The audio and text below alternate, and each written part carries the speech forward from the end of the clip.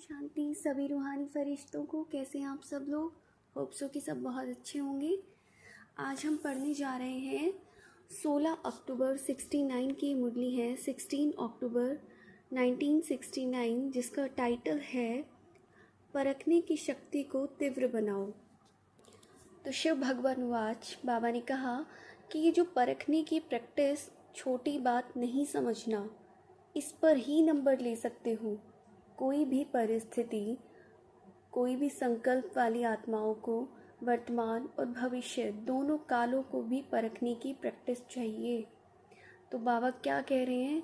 तुम्हारे अंदर परखने की किसी भी चीज़ को कौन सी शक्ति होनी चाहिए, कौन सी प्रैक्टिस होनी चाहिए कि तुम संकल्पों को, परिस्थितियों को, वर्तमान को, भविष्य को, सबको परख सको। तभी तो तुम डिसीजन मेकिंग कर सकोगे। अगर परख ही नहीं सकते तो निर्णय शक्ति कैसे और क्या निर्णय लोगे समय अनुसार? आगे सुनिए कि परखने की पावर कैसे आएगी, उसके लिए मुख्य साधन कौन सा है।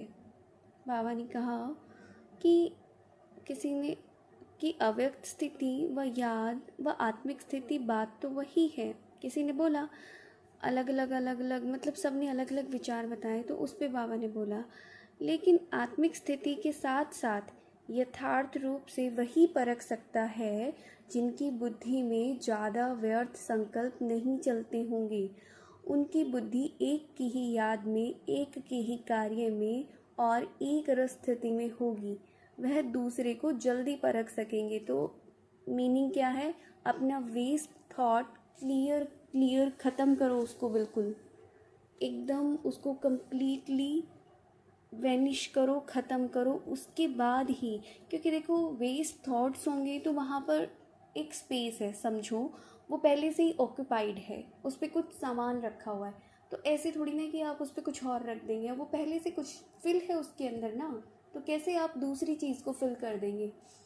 तो स्पेस खाली हो तभी तो आप कुछ रख सकते हो या फिर कुछ डाल सकते हो, कुछ भर सकते हो। तो इस बुद्धि रूपी जो तुम्हारा स्पेस है, यहाँ पर तुम्हारे अगर वेस्ट थॉट रखे हुए हैं तो तुम्हारी बुद्धि एक की याद में कैसे होगी?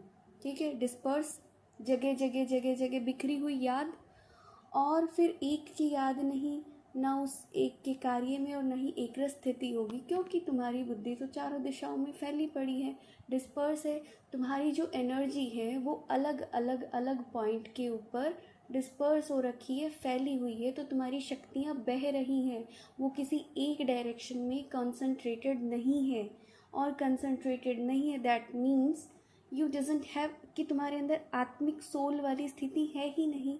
और आत्मिक जो स्थिति है, सोल वाली स्थिति, उसके बिना तुम परखने की पावर को कैसे डेवलप करोगे? तो वो तो हो ही नहीं सकती।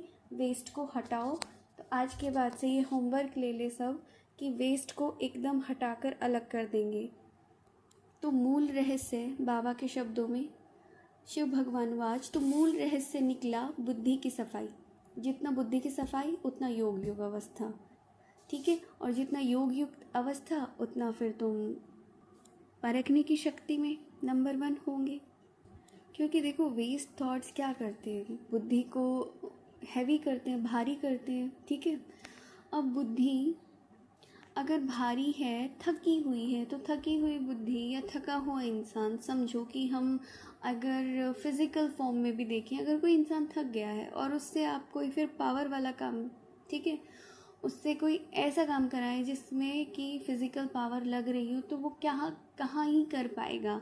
तो सेम बाबा कह रहे हैं, आगे सुनिए, कि सारा दिन इन संकल्पों से बुद्धि थकी हुई होने के कारण निर्णय करने की शक्ति में कमी आ जाती है, इसलिए विजयी नहीं बन सकते। और हार खाने का मुख्य कारण अंडरलाइन बुद्धि की सफाई नहीं है। बुद्धि की सफाई नहीं है। थोड़ा सा और बता देती हूँ, चलो इसी का मुरली में ही, मतलब इस पैरा को पूरा कंप्लीट करते हैं।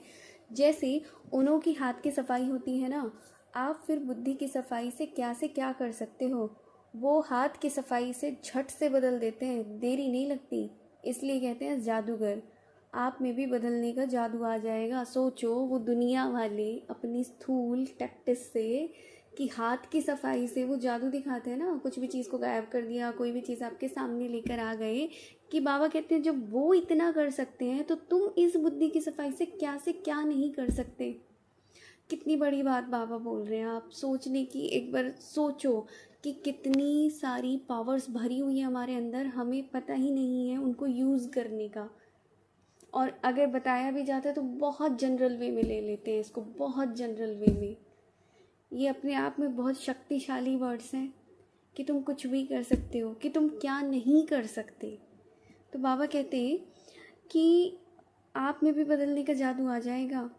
अभी बदलने सीखे हो, लेकिन जादू के समान नहीं बदल सकते हो। जादू का मतलब तो ये होता है जी, चुटकी में आप बदल गए, सिर्फ चुटकी बजाई और बदल गए, ठीक है, उसको जादू कहा जाता है। जो धीरे धीरे एक प्रोसेस वाइज चीज़ें चल रही हैं वो तो है ही भाई, कि वो एक प्रोसीजर के अकॉर्डिंग चीज़ें चल रही हैं जो टाइम पे होनी है। जादू किसको कहा जाता है, समझो, जो चीज़ें एक्सपेक्टेड नहीं थी अचानक से हो जाए एकदम जादू की तरह, उसको हम जादू बोलते हैं ना।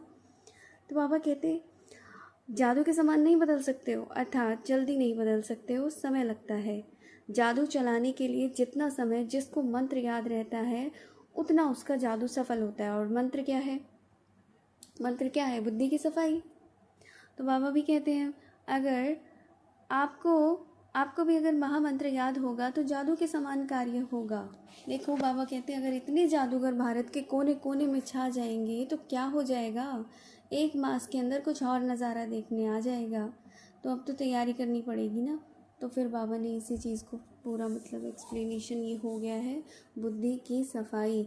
बुद्धि को भारी नहीं करना है व्यर्थ संकल्पों से, वेस्ट थॉट से। ना तुम बाबा की कैचिंग ले पाओगे, ना टचिंग ले पाओगे, ना तुम्हारी डिसीजन मेकिंग अच्छी होगी, ठीक है, और ना ही समय पर तुम परखने की शक्ति का यूज़ कर पाओगे। नंबर ऑफ़ थिंग्स चेन की तरह जुड़ जाती हैं सिर्फ एक पावर की वजह से, एक थॉट की वजह से, किसी भी एक कॉन्सेप्ट पर आकर। तो यहाँ से क्लीन करना है अपने आप को, और फिर लास्ट यही कि विजय नहीं बन पाओगे। और ये सारा खेल चल ही किस लिए रहा है कि हम लोग विजयी हो जाए ना इस खेल में, अंत में हमारी विजय हो। तो ये सब नहीं होगा तो तुम्हारी अंत में विजय भी नहीं हो पाएगी। ठीक है जी, ओके, ओम शांति। Thank you so much. जिन्होंने चैनल को लाइक और सब्सक्राइब नहीं किया है प्लीज़ कर दें, और अच्छा लगे तो आप शेयर कर सकते हैं। ओम शांति।